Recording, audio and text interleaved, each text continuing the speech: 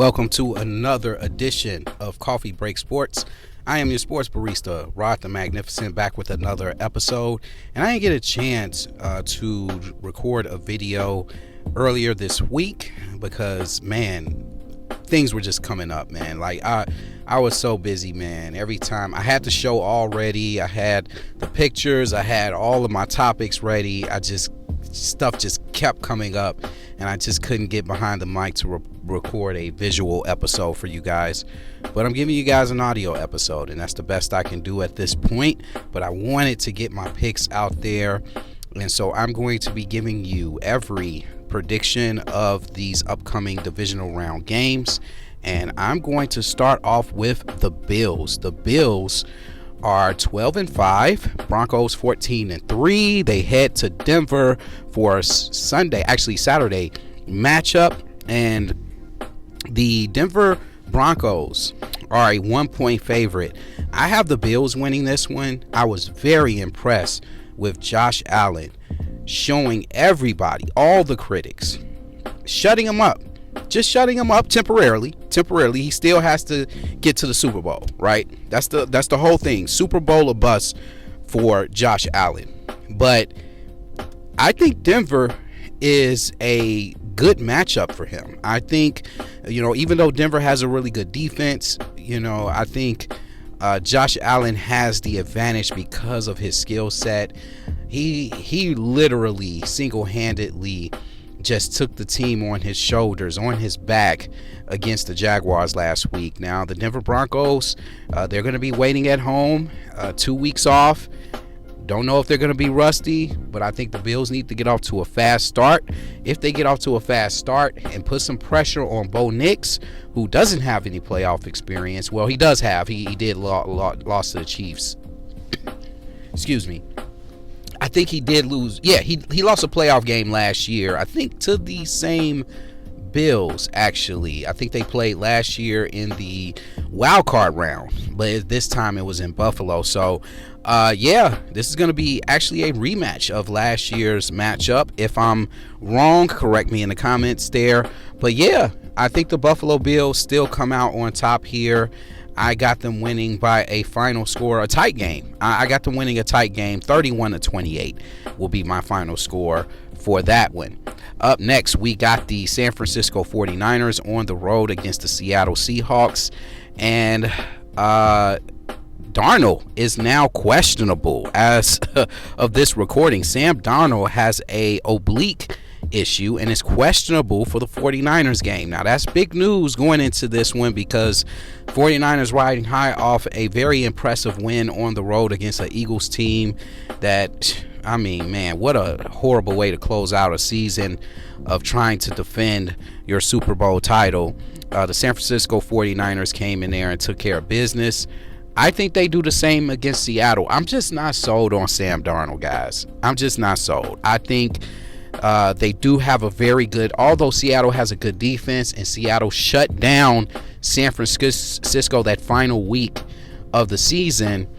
I just think San Francisco, that was a rejuvenating win for them against the Eagles. And if they can beat the Eagles in the tough defense that they had, I think they can learn from their mistakes that they made in that final regular season game, make the needed corrections, and come into Seattle and win that game.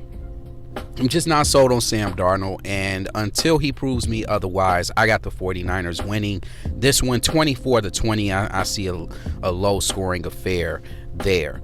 Up next, we got the Texans on the road against the New England Patriots. The Texans had the fortunes of having the Steelers for their first round matchup, and I thought that was a bad matchup for the Steelers all across the board, and it showed. They got destroyed, and I picked Houston to win that game, and they came in and just totally dominated. I actually fell one game short of going 6-0 from my picks last week.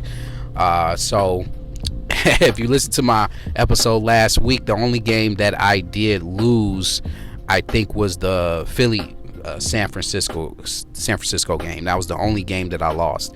But other than that, man, Houston comes into New England and they go up against a team that is much more polished on offense. So CJ Stroud's going to have to give it his best, because if he don't, it's going to be a problem. It's going to be a problem for Houston if they can't score points in this matchup. And you saw what happened in the previous matchup between New England and Los Angeles. The Chargers just could not get nothing going on offense, and you can only go so far, man. Both teams have really good defense. It all depends on which offense wakes up first, and I think New England's offense is going to wake up first. They're going to come out on top and win this one. And I don't even think this one's going to be close, ladies and gentlemen. I got the New England Patriots winning this one 21-10. Okay, I got them at 21-10. New England is a 3-point favorite, but I just don't see Houston, especially without having Nico Collins.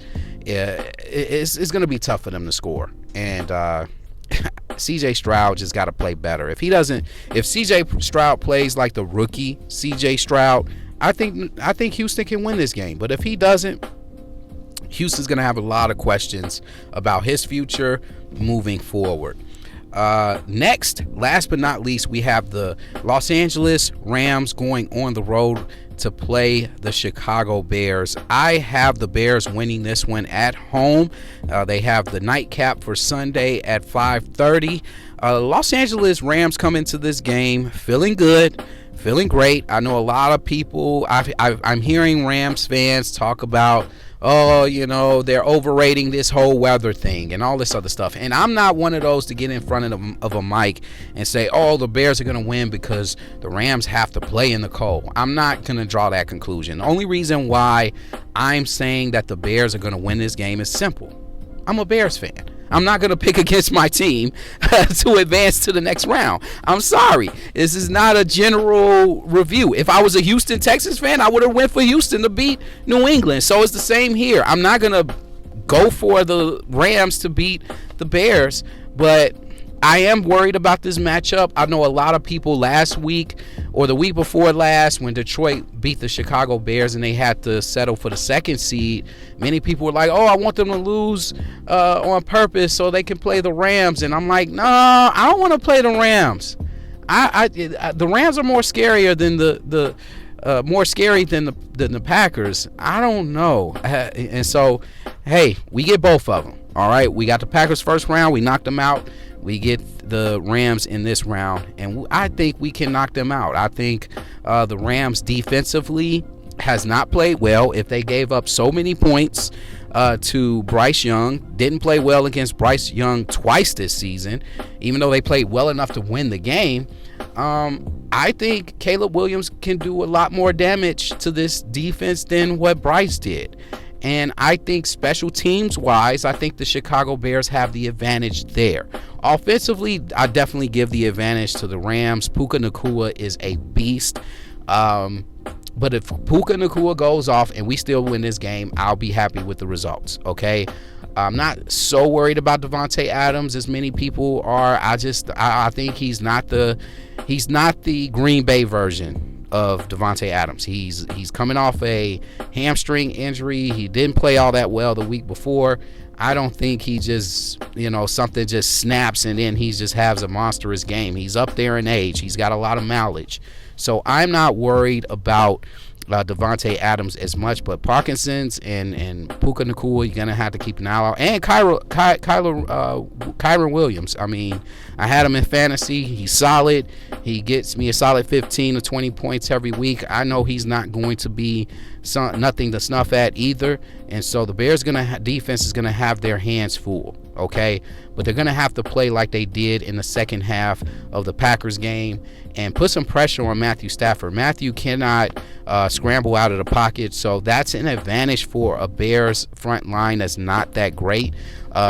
Even a front line that's not that great usually gets a couple of sacks on a quarterback that likes to stay in the pocket. So I do give the Bears defense a shot at getting a couple of turnovers in this game. Matthew Stafford is prone to a few turnovers.